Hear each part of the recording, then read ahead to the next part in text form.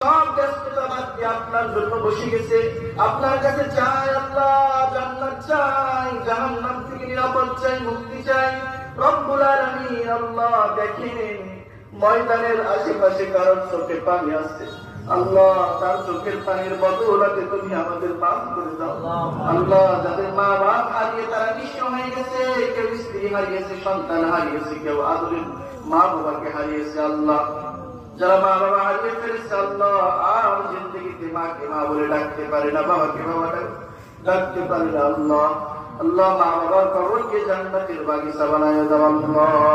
রব্বুল আলামিন হাদিস শরীফে আছে রমজান শুরু হলে তুমি কবরবাসীকে মাফ করে দাও, এক মাসের জন্য মাফ থাকে। আবার যখন রমজান শেষ হয়ে যায় কবর আযাব শুরু হয়ে যায়। আবার হাদিসে এটাও আছে প্রত্যেক রমজানের প্রতিটা রাতে প্রতিটা দিনে তুমি লক্ষ কোটি জাহান্নামীকে ক্ষমা করে জান্নাত ঘোষণা করো। আল্লাহ তোমার কাছে আমাদের আরজি